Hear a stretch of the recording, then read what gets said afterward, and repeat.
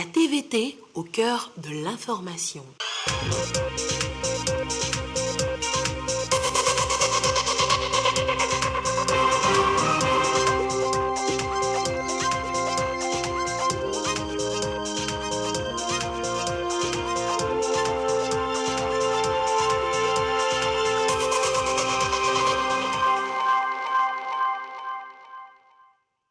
Bonsoir à tous et merci de votre attention. Dans l'actualité ce soir, la révision à la hausse du taux de croissance économique du Togo, 5,3% en cette année 2021. Quels sont les facteurs favorisant les éclairages en début de journal tout à l'heure? Campagne de vaccination anti-Covid, le Togo est le pays le plus vacciné dans l'espace mois. Nous irons sur les chiffres. Pierre Soussouko dans ce journal nous donnera le classement. Et puis sport, éliminatoire, Coupe du Monde, Qatar 2022. Troisième journée, les éperviers reçoivent à Lomé au stade de Kégué les Diables Rouges du Congo. Y aura-t-il du mieux cette fois? Eh bien, on va essayer de lire dans l'avenir avec notre invité Steve Lavant, le team media officiel des éperviers dans ce journal. Voilà, madame, monsieur, pour le programme. Bienvenue. La Cour des comptes, autrement d'abord, les attributions de l'institution sont revues et corrigées à la plénière ce jeudi. Un exercice de presque 5 heures d'horloge pour les députés. Les élus ont aussi passé à étude le statut des magistrats. L'âge limite pour le départ à la retraite est fixé. Les précisions dans le sujet en préparation et à découvrir dans ce journal. Économie, le Togo toujours plus ambitieux. Le taux de croissance vient d'être revu à la hausse et c'est l'essentiel à retenir de la troisième session du Conseil national du crédit réuni à Lomé ce jeudi. Quels sont les facteurs qui motivent cette révision à la hausse? Les éclairages avec Edem Soussouko. La reprise des activités économiques au Togo se confirme. C'est en tout cas l'avis des experts réunis à la troisième session du Conseil national du crédit. Il y a bon espoir et pour cause. Après 9 mois d'activité, les indicateurs de conjoncture économique indiquent une reprise plus soutenue qu'attendue de l'activité dans le tertiaire. Ce secteur avait affiché une plus forte résilience face au Covid-19.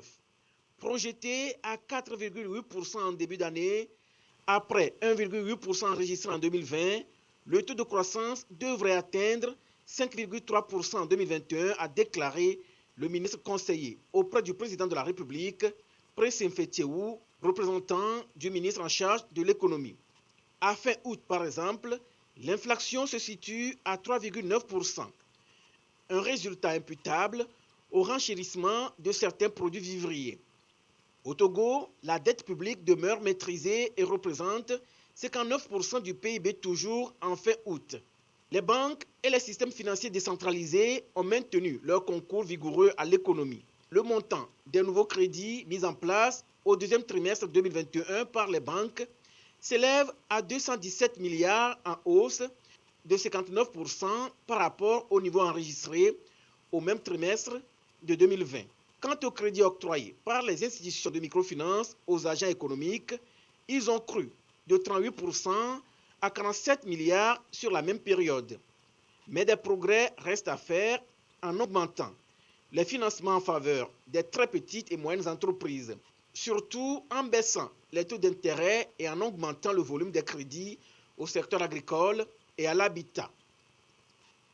Économie encore, c'était une annonce du chef de l'État en filigrane, encourager les jeunes et les femmes à accéder plus facilement au marché public. Une part de 25% a été donc annoncée au profit justement de ces jeunes et femmes entrepreneurs. Comment y accéder? Certains y accèdent, d'autres pas encore. Comment justement en bénéficier? Eh bien voici les explications dans ce dossier de Diazim Nabaga. Depuis l'adresse du chef de l'État à la nation le 3 janvier 2018, il est fait obligation aux autorités contractantes, notamment l'administration publique, de réserver et de transmettre à la Direction nationale du contrôle des marchés publics au moins 25% des appels d'offres. Ce quota est destiné exclusivement aux jeunes et femmes entrepreneurs. Il s'agit selon la typologie des marchés non complexes avec des procédures simplifiées. Pour être éligibles, les jeunes et femmes entrepreneurs doivent répondre à certains critères. Premier critère, être jeune homme ou femme de nationalité togolaise. Pour les jeunes hommes, être âgés de 18 à 40 ans. Et pour les femmes, il n'y a pas de limitation d'âge. Et ensuite, être promoteur d'une entreprise régulièrement installée dans notre pays et exerçant sur le territoire togolais. Ça signifie que vous avez votre carte d'opérateur économique. Une fois ces critères remplis, les jeunes et femmes entrepreneurs doivent s'inscrire impérativement sur le site internet de la Direction nationale du contrôle des marchés publics. Cette inscription doit se faire selon 3 zones. La première concerne Lomé et ses environs. La zone 2 va de Tchévier à Blita. Et la troisième de Sautoubois à Saint-Cancé. C'est important d'être inscrit sur le site de la DCNMP pour être dans la base de données. Si vous n'êtes pas dans la base de données, il est très difficile que vous soyez bénéficié de cette mesure. Si vous êtes à Saint-Cancé, sachez que vous êtes dans la zone 3. Vous ne pouvez pas compétir pour un marché de la zone 1. C'est très important et aussi vous devez identifier votre secteur d'activité. C'est-à-dire indiquer si l'entreprise est spécialisée dans les travaux, dans les fournitures et services ou dans les prestations intellectuelles. Ces informations sont déterminantes pour outiller au mieux les jeunes et femmes entrepreneurs selon leur secteur d'activité. Il est très important de rappeler que c'est un processus compétitif, d'où la nécessité de s'outiller, de se former, de suivre les formations que nous faisons pour permettre de proposer une offre qui vous donne le maximum de chances d'être consulté, de ne pas être éliminé. Nous avons un format école que la RMP a mis en place. Donc, tout au long de l'année, sur le site de la Maison des Jeunes d'Amada-Romé, chaque jour, il y a une formation en marché public. Ça permet aux entrepreneurs de pouvoir conformer leurs besoins de formation à leur agenda. Également, pour optimiser le mécanisme des 25% des marchés publics, le gouvernement a pris d'autres mesures d'ordre fiscal. Les 2 premières années de l'exécution de cette mesure ont permis aux jeunes et femmes entrepreneurs de bénéficier de 27 milliards de francs CFA des marchés publics. Et chaque année, ce sont environ 4000 jeunes et femmes entrepreneurs qui décrochent des appels d'offres publics grâce au mécanisme des 25%. L'actualité, je vous l'annonçais tout à l'heure au sommaire aussi, c'est aussi la campagne de vaccination anti-Covid. Pierre Soussoupo, bonsoir. Bonsoir, Jason. Le Togo, notre pays, est en tête de peloton de la vaccination dans l'espace UEMOA. Oui, vous l'avez dit, Jason, le Togo a battu le record de vaccination dans l'espace UEMOA. Plus de 1,1 million de doses de vaccins anti-Covid ont été administrées sur l'ensemble du territoire national. Les données compilées par le Financial Times indiquent à peu près 13,6 doses pour 100 habitants. La couverture vaccinale est actuellement de 4,9% et 8,7% des Togolais ont reçu au moins une dose. À le voir, notre pays devance le Sénégal où 7,3% de sa population ont reçu au moins une dose. Viennent derrière la Côte d'Ivoire avec 6,6%, la Guinée-Bissau 4,4%, le Bénin 1,9%, le Niger 1,7%, le Mali 1,6% et le Burkina Faso 0,8%. Merci beaucoup Pierre Soussou pour la suite et la situation de la pandémie au nouveau coronavirus. Justement, aujourd'hui, à ce jour, jeudi 7 octobre 2021, la situation de la pandémie au nouveau coronavirus au Togo se présente comme suit. Le nombre de cas confirmés est de 25 705 avec 52 nouveaux cas depuis hier. Le nombre de personnes guéries est de 24 064 avec 135 nouveaux guéris depuis hier. Le nombre de cas actifs est de 1406 Le nombre de décès est de 235, un nouveau décès depuis hier chez une personne non vaccinée porteuse de comorbidité. Communiqué chiffre rendu public par le ministre en charge de la Santé, professeur Moustapha Midjiawa. Registre santé encore, l'OMS donne son feu vert au premier vaccin anti-paludisme cette fois. Ça concerne d'abord les enfants, une information très bien accueillie, surtout en Afrique et dans les zones à risque. Un espoir pour réduire la mortalité infantile sur le continent. Regardez. C'est une annonce déjà décrite comme historique. Aujourd'hui, l'OMS recommande l'utilisation à grande échelle du premier vaccin antipaludique au monde.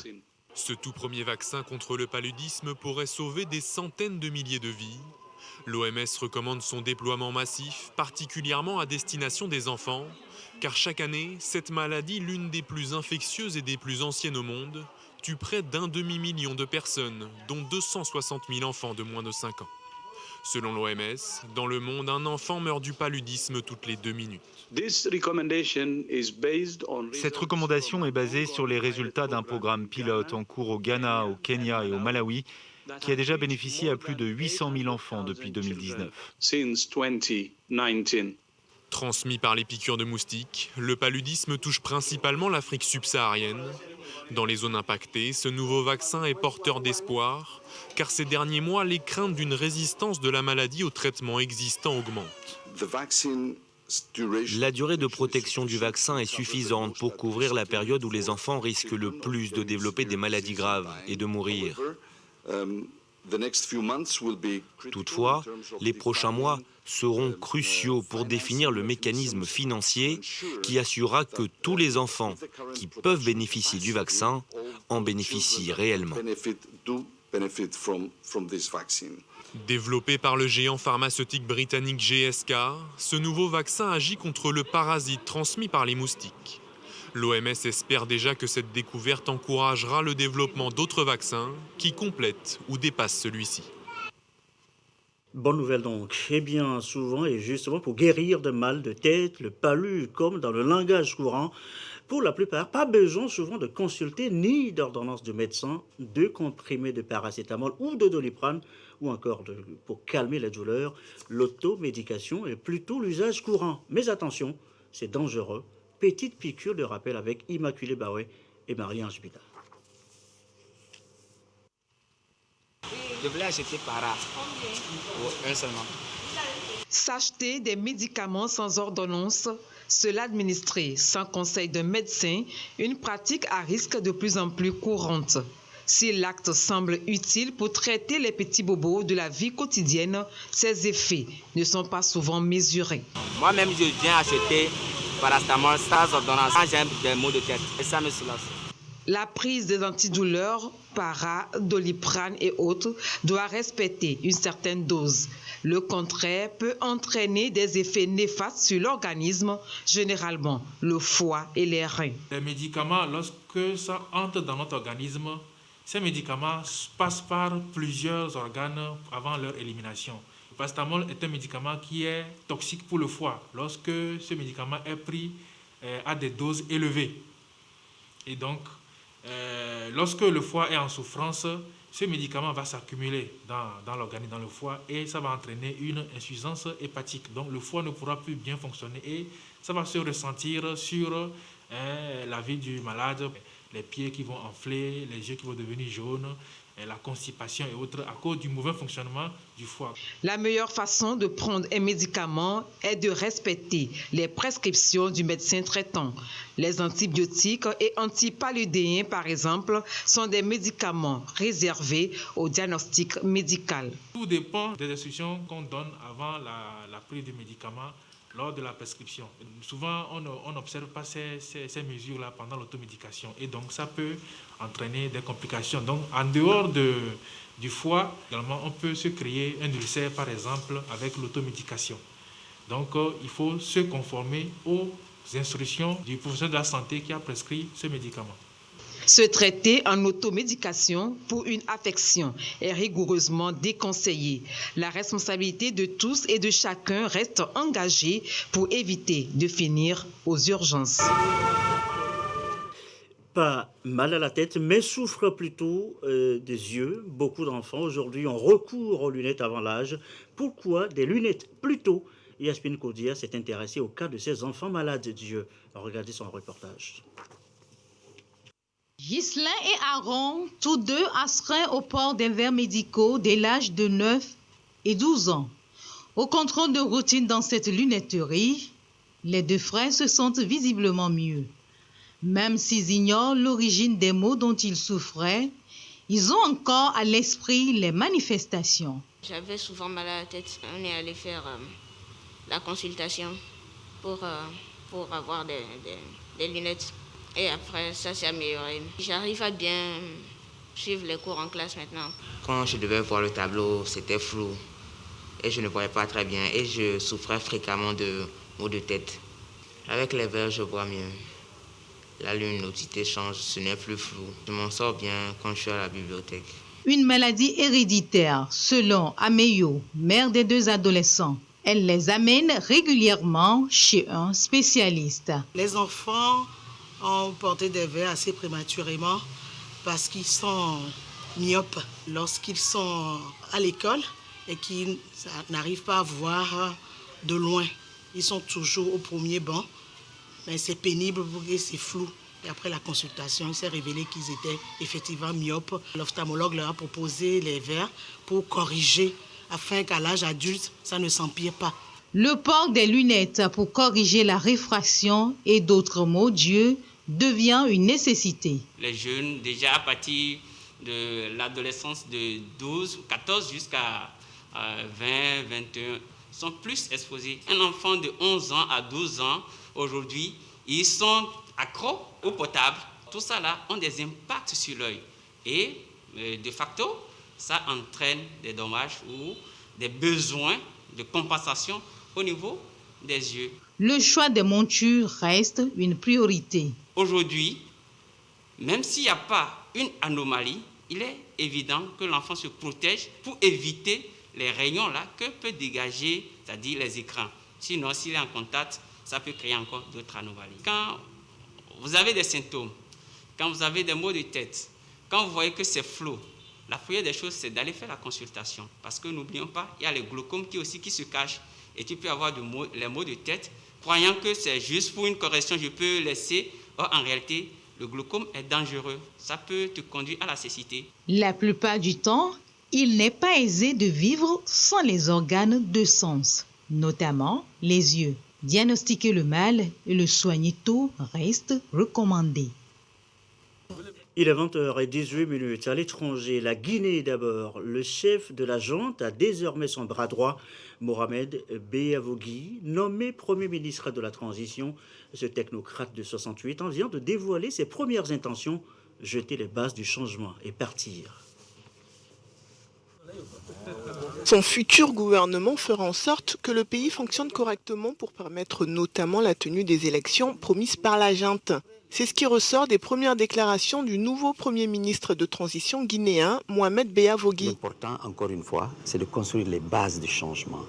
La justice, l'administration qu'il faut pour que, d'une part, le volet politique se déroule dans les meilleures conditions et que le meilleur gagne aux élections à la fin. Nous sommes là, comme l'a dit le président, nous sommes là pour servir, pour créer ces conditions et partir. Des propos qui laissent entendre que le nouveau Premier ministre n'aurait pas d'ambition à long terme. Mais une inconnue demeure, on ne sait toujours pas combien de temps va durer cette période transitoire. En plus bref, au Burkina Faso, le président Roch Marc Christian Kaboré a remplacé le chef d'état-major général des armées, le général Moïse Meningou, en poste depuis janvier 2019. En lieu et place, le colonel-major Gilbert Ouedraogo, le chef de l'État burkinabé, a procédé à une réorganisation de l'armée 2 jours après une attaque djihadiste contre un détachement militaire. Bilan 14 morts dans le nord du pays. Cela dit, retour chez nous au Togo. La scène s'est passée ailleurs, hors de nos frontières, mais interpelle tout de même ici une vidéo virale d'une scène de violence sur la femme, condamnation unanime sur la toile et même dans les rues de Lomé. Au-delà de l'indignation, des voix s'élèvent. Un reportage de Eliaba Nyada. Une fois postée, cette vidéo n'a pas mis longtemps à devenir virale sur les réseaux sociaux.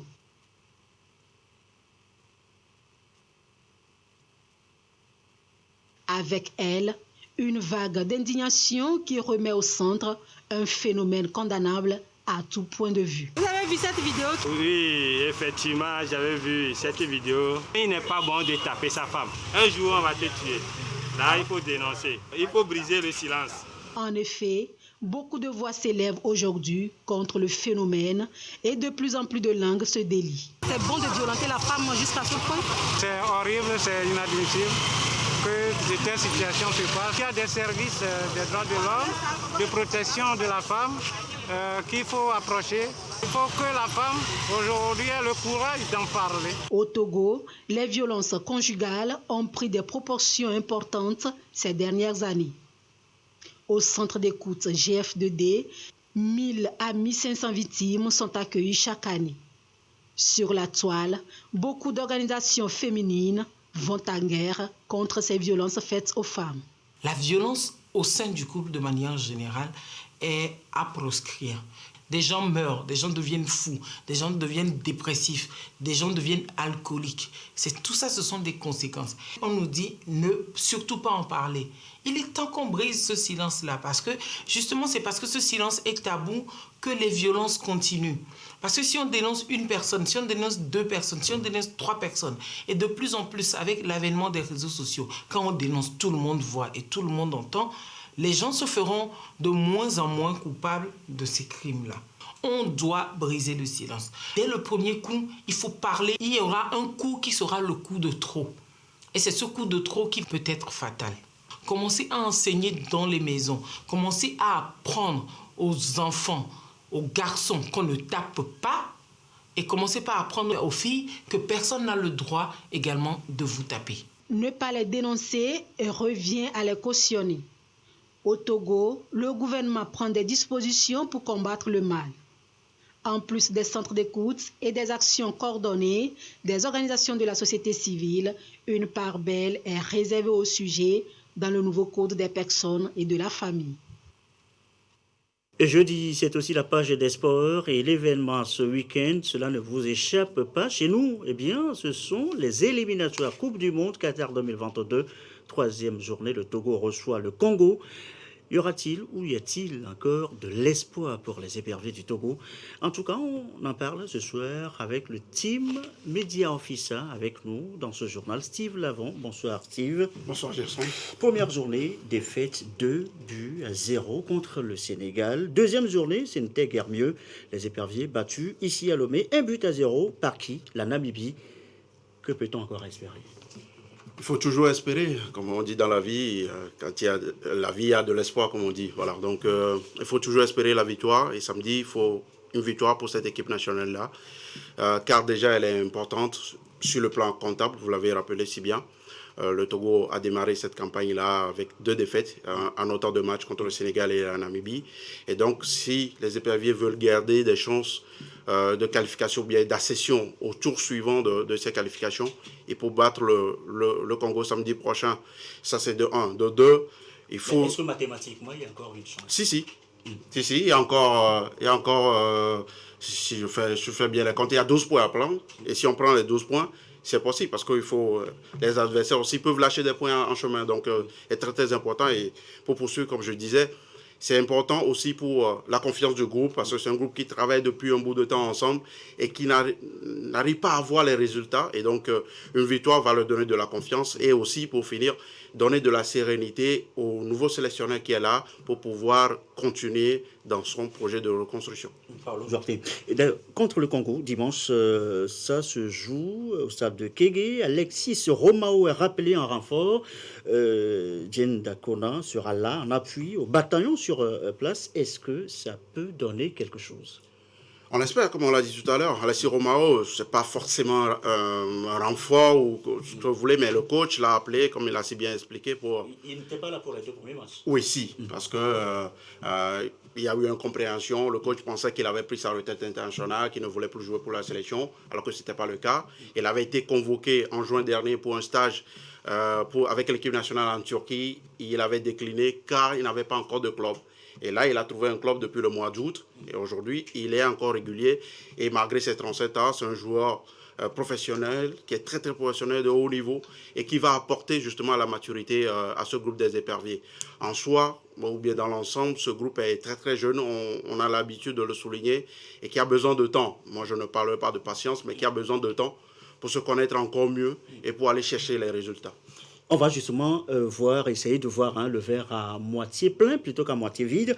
Défaite bien sûr sur les premières journées, mais est-ce qu'on sent quand même une progression sur le front de jeu dans cette équipe togolaise? Oh oui, pour moi qui vis au jour le jour avec cette équipe, ça se sent dans le travail. Ces joueurs-là, ils vivent bien, ils se connaissent de mieux en mieux, et puis la méthode Paulo Duarte est en train de passer. Vous savez que c'est un coach qui est arrivé il y a à peine 2 mois. Et il est arrivé, ses premiers matchs étaient des matchs officiels contre le Sénégal, qui est aujourd'hui la meilleure nation d'Afrique, on peut le dire. Et puis, certes, il y a cette défaite contre la Namibie qu'on ne méritait peut-être pas. Pour ceux qui ont vu le match, on l'a vu, le Togo a eu les meilleures occasions dans la rencontre. Exactement, oui, parce qu'il y a eu les meilleures occasions, mais malheureusement, il n'y avait pas eu la concrétisation. Donc, à la fin, il y a eu un but qui est même sur hors-jeu, qu'on n'a pas souvent rappelé. Mais bon, ce sont des faits de jeu qui arrivent en football et on l'a pris comme ça. Donc, aujourd'hui, il est important pour ce groupe-là, pour ces joueurs-là, de regagner déjà leur propre confiance et aussi de regagner la confiance du public qui, aujourd'hui, on ne va pas se le cacher, se désintéresse un peu de l'équipe nationale. Mais on sait également qu'il y a un désamour, mais il y a aussi un grand nombre qui continuent par suivre cette équipe nationale parce qu'ils savent que ces joueurs-là ne peuvent pas devenir nuls du jour au lendemain. Vous qui êtes avec vous êtes même actuellement au campement avec ces joueurs. Quel est l'état d'esprit du groupe la veille donc, de ce match? Est-ce qu'on sent quand même que les joueurs eux-mêmes sont un peu conscients de la situation pas très reluisante? Alors, l'ambiance, elle est super bonne. Je veux dire ça. C'est vrai que ça fait toujours cliché quand on dit ça. Quand vous posez la question, on dit elle est toujours bonne. Mais c'est la vérité. Parce que ces joueurs, ça fait Didier Deschamps. Oui, exactement. Mais c'est une bande de copains qui aiment se retrouver en de pareilles occasions, mais aussi pour travailler avec sérieux et justement aller chercher des résultats parce qu'ils savent qu'il y a beaucoup d'investissement qui est fait sur eux. Et justement, pour venir à la deuxième partie de votre question, oui, ils sont conscients parce qu'ils sont aujourd'hui reconnaissants des énormes efforts que font les autorités togolaises pour les mettre dans les meilleures conditions lors de leur stage. Aujourd'hui, ils voyagent bien, ils sont bien logés, ils sont bien nourris, ils sont bien motivés aussi. Et donc, ce qui leur reste à faire, c'est justement gagner des matchs pour justement rendre cette confiance-là aux autorités togolaises. Et donc, je crois qu'ils sont conscients de la tâche qui les attend. Et je pense que samedi, ils vont entrer sur le terrain pour aller apporter cette victoire. Steve Lavon, le team Media Officer des éperviers du Togo avec nous à l'instant. Merci beaucoup, Steve. Quelques communiqués avant de refermer cette édition du soir. Communiqué du ministre des Armées. Les candidats dont les noms figurent dans le quotidien national Togo Presse, dont vous pourrez donc consulter les noms, sont déclarés admis au concours d'entrée à l'école du service de santé des armées de Lomé et Salles, session 2021. À cet effet, ils sont priés de se présenter à l'école du service de santé des armées de Lomé le vendredi 22 octobre 2021 à 6h30. La liste sera disponible sur le site internet du ministère des Armées à l'adresse www.defense.gouv.tg. Tous ceux qui ne se seront pas présentés après le samedi 23 octobre 2021 à 6h30 seront considérés comme démissionnaire. Autre communiqué toujours de la ministre des Armées, suite à l'appel à candidature pour la mise en œuvre du projet d'intégration du genre et de l'autonomisation de la femme dans les forces armées togolaises dans le cadre de l'initiative ELSI. Les candidats dont vous pourriez toujours consulter le nom dans le quotidien national de Togo Presse sont retenus pour la suite du processus de sélection. Ils sont priés de se présenter à l'état-major général des forces armées togolaises, salle cinéma, le mardi 12 octobre 2021 à 9h. Compte tenu du contexte pandémique actuel, le respect des mesures barrières et des rigueurs, la présentation d'une carte de vaccination s'avère obligatoire. La liste sera publiée dans le quotidien national Togo Presse et disponible sur le site du ministère des Armées à l'adresse www.defense.gouv.tg. Et le dernier communiqué ce soir, eh bien, c'est communiqué dans le cadre de la politique nationale du livre et de la lecture. Le ministère de la Culture et du Tourisme, à travers la direction des bibliothèques et de la promotion littéraire, met en œuvre une action de promotion de la littérature togolaise dénommée le Livre du mois. Ainsi invite-t-il le public à se procurer à lire, au titre de ce mois d'octobre 2021, le recueil de poèmes intitulé « Si tu savais » de l'écrivain Kouméalo Anaté.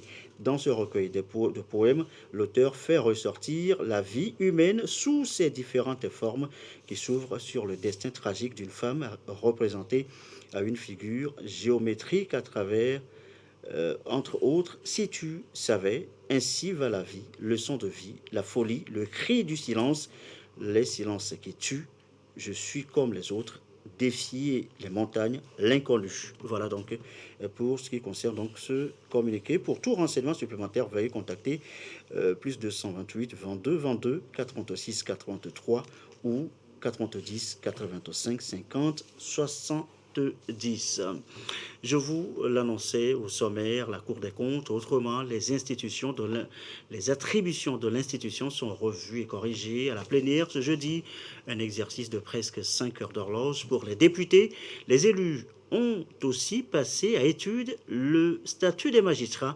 L'âge limite pour le départ est désormais fixé à 65 ans. Nous reviendrons sur le sujet, toujours en préparation. Et ceci referme ce journal. Merci à vous qui nous suivez de partout ce soir, encore plus précisément à Timbou, dans le 5AC, comme d'habitude, toujours fidèlement. Très belle soirée.